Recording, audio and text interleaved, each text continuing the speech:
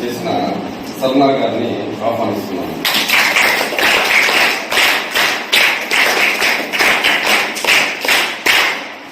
అలాగే వంశీ గారిని ఆహ్వానిస్తున్నాను.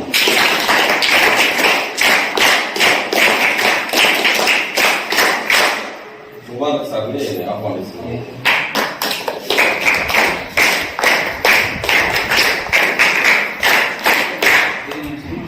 శక్తి ప్రసాద్ గారిని ఆహ్వానిస్తున్నాను.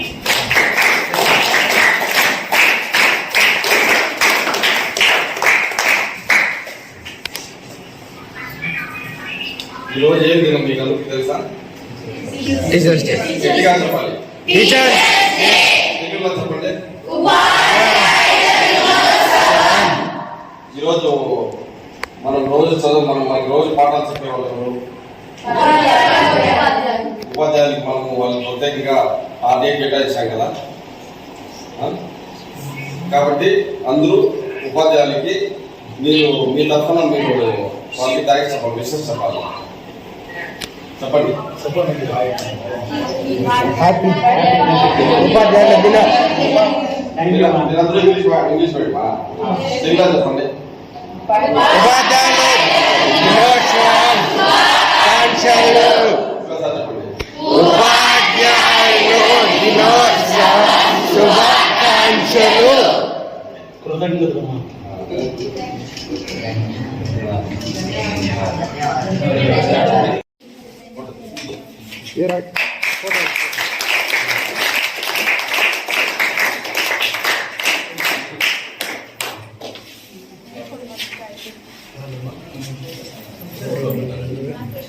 ఫోటోగ్రాఫర్ యాడ్ రాయడా చేస్తాం.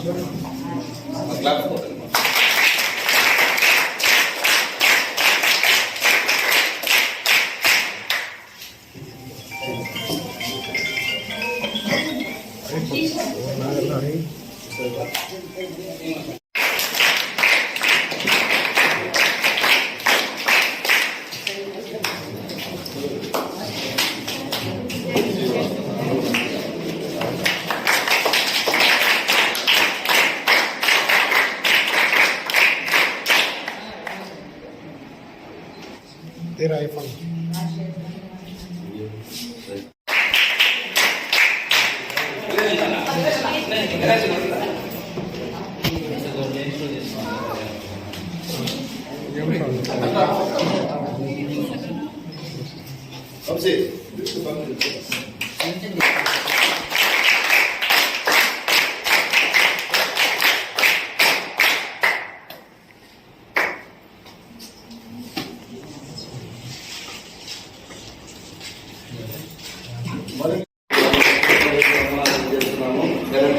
ఒక దేశానికి నిజమైన ఆస్తి ఎవరంటే ఈనేటి విద్యార్థులే. ఈ విద్యార్థులు ఏ విధంగా ఆలోచిస్తారో ఒక 15 సంవత్సరాల దేశం ఆ విధంగా పోతుంది. ఒక దేశం అభివృద్ధి చెందాలంటే మంచి విద్యార్థులుగా మీరు ఉండాలి. మీరు తీర్చిదిద్దే విద్యార్థుల్ని ఒక దేశంలో ఆస్తిగా తయారు చేయాలంటే ఉపాధ్యాయులే. కాబట్టి ఉపాధ్యాయులు ఏ దేశం అయితే ఉపాధ్యాయులు పిల్లలు ఉపాధ్యాయులు గౌరవిస్తేనే ఆ దేశం బాగుంటుంది. అందుకే ప్రతి సంవత్సరము సెప్టెంబర్ 5వ తేదీని ఉపాధ్యాయుల దినము అంటారు. ఎందుకంటే ఉపాధ్యాయుల్ని గౌరవించాలి. గురువుల్ని గౌరవించడం అనేది భారతీయ సాంస్కృతిక సాంప్రదాయం. మన పూర్వీకులు కూడా ప్రతిరోజు కూడా ప్రతి వ్యక్తి కుటుంబము గురువుల్ని గౌరవిస్తున్నారు. ఆచార్య దేవోభవ పితృ గురువు, అందుకే ఆచార్య దేవ అంటే గురువుని గౌరవించడం మన సాంప్రదాయం. భారతీయ సాంప్రదాయంలో గురువుని గౌరవించడం ఒక సాంప్రదాయం వ్యవస్థ ఉంది. కాబట్టి ఆ పరంపరలో మనంతా భాగం. కాబట్టి ప్రతి సంవత్సరం గురువుని మీరు వచ్చి హై స్కూల్ స్థాయిలో హై స్కూల్ గురువు టీచర్ డే అంటారు. అదేవిధంగా గురు పౌర్ణిమ గురు టీచర్ గా పెద్ద ఎక్సలెన్స్ అంటారు. అంటే గురు పౌర్ణిమ రోజు గురువుని గౌరవిస్తాం. ఈ గురువుని సాంప్రదాయం మన దేశం ఆచారం. కాబట్టి మీరు కూడా పల్లెటూరులో గురువు టీచర్ని గౌరవిస్తేనే మీకు బాగా మంచి ఉంటుంది. కానీ ఈ రోజు ఇంతమంది టీచర్స్ ని పిలిచినాం. ఈరోజు మన రెడ్డి గారు సార్ ఉన్నారు. ఆయన వాళ్ళక శ్రీనివాస రెడ్డి గారి, రంగనాథన్ గారి కానీ వాళ్ళ భాగ్యత మేడం గారు ఎంత ఉన్నారు. ఎందుకు ఈ వీళ్ళు ఏదో సన్మానం చేయనామంటే మేము 89-80 సంవత్సరంలో మన సార్ గారు ఫస్ట్ పరమడలో మొట్టమొదటి ట్యూషన్ వ్యవస్థ లేదు పరమడలో. అంటే 89-80 ట్యూషన్ వ్యవస్థ లేదు. అప్పట్లో వాళ్ళు ఏం చేశారంటే ఒక ట్యూటోరియల్స్ చెప్పి పిల్లలకంతా విద్యాబోధన చేశారు. అప్పుడు ఎంతో మంది విద్య అంటే మేము స్కూల్లో కూడా పాఠాలు చెప్పే స్థాయి. ఈరోజు మీరంతా మీ మంచి మంచి పెద్ద పెద్ద స్కూల్ ఉన్నాయి. అప్పుడు ఇంత లేదు, స్కూల్స్ అంతా లేవు. అంత స్కూల్ అంటే గవర్నమెంట్ స్కూల్ ఏమవుతుంది, శిథిలమైపోయింటాయి. అన్ని టీచర్స్ ఏముండవు. అప్పుడు ఆ తరంలో 88-89 సార్లు మన సార్ అరేంజ్ చేయాలంటే ట్యూషన్ పెట్టారు. విజ్ఞా ట్యూటోరియల్స్ కదా సార్, విజ్ఞా ట్యూటోరియల్స్ ట్యూషన్ పెట్టారు. నెలకంత ఫీజు చేస్తాం 30 రూపాయలు. నెలకంత 30. ఇప్పుడు సాయంకాలం 5:30 పోతే 8 దాకా చెప్తారు. ఆ చదువు చెప్పిన దానివల్ల కొన్ని వేల మంది విద్యార్థులు తయారైనారు పరంగంలో. కాబట్టి అట్లా ఎంతో మంది దానం చేశారు ఆయన, విద్యాదానం. అప్పట్లో వీణసారి అమరాంధ్ర బాబు గారు అంతా కష్టపడి ఆ తరానికి ఎప్పుడు 80 తరంలో అంటే ఇప్పుడు 50 సంవత్సరాలు ఉన్న వాళ్ళకి అప్పట్లో వాళ్ళు ఎంతో మంది విద్యార్థులు తీర్చిదిద్దినారు. కాబట్టి ఆయన కృషిని నేను తెలుసుకొని వారిని ఈరోజు చూసిన ఉపాధ్యాయులు తెలుసుకున్నాము. అదేవిధంగా శ్రీనివాస్ రెడ్డి సార్ ఉన్నారు. వాళ్ళు జనరేషన్ కి వాళ్ళు బాగా విద్యార్థులంతా అంటే ప్రైమరీ స్టేజ్ లో ఉండే విద్యార్థులు బాగా సాయం చేశారు. ఇంకా రంగనాథన్ గారు ఉన్నారు. మా కొడుకు ఈ రోజు మంచి చదువుతున్న కారణం రంగనాథ్ సరే. ఈ రోజు మా కొడుకు భయపడతారండి పిల్లలు? భయపడతారా? భయపడతారా? భయపడతారా? భయపడతారా? తర్వాత ఎవరు భయపడతారు? ఎందుకు భయపడతారు చెప్పండి. కొడతారన్నా? టీచర్స్ అంతా కొడతారా? చదువు చెప్పే గురువు కాబట్టి మనం తల్లిదండ్రులకి భయపడకపోయినా ఒక గురువుకి భయపడతాం. ఎందుకు? మనకి చదువు చెప్పుకుంటూ మనం చదువుకోకుంటే ఆయన తిడతారేమో, మనకి మార్కులు తక్కువ వస్తాయేమో అనేసి భయపడతాం. ఈరోజు ఒక అబ్దుల్ కలాం కావాలంటే ఎవరు కారణం చెప్పండి? గురువు. ఒక టీచరే కారణం. ఒక పైలట్ కావాలంటే గురువు. ఒక క్రికెటర్ కావాలంటే కోచ్. మన 1వ క్లాస్ నుంచి మనము 10th డిగ్రీ వరకు చదివేది మన జీవితం అంతా మన ఇంట్లో అమ్మానాన్నతో సమయం తక్కువ గడిపినా ఎక్కువసేపు ఎవరితో గడుపుతాము? ఆయన మనకి జీవితాన్ని ఇచ్చే గురువు కావాలి. ఈరోజు నువ్వు ఒక టీచర్ కావాలన్నా ఒక పోలీస్ కావాలన్నా ఎవరండి కారణం? మన అమ్మా నాన్న కాదు, మన టీచరే మనకి గురువు.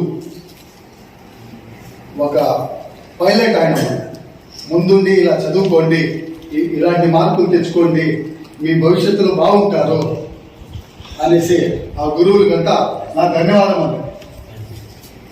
పిల్లలకు కూడా ఈ అవకాశం ఇచ్చింది. ఉపాధ్యాయులందరికీ ఉపాధ్యాయ దినోత్సవ శుభాకాంక్షలు. విద్యార్థులకు నా ఆశీస్సులు. ఉపాధ్యాయుల్ని గౌరవించడం అంటే మన సాంప్రదాయాలను మనం నిలుపుకోవడమే.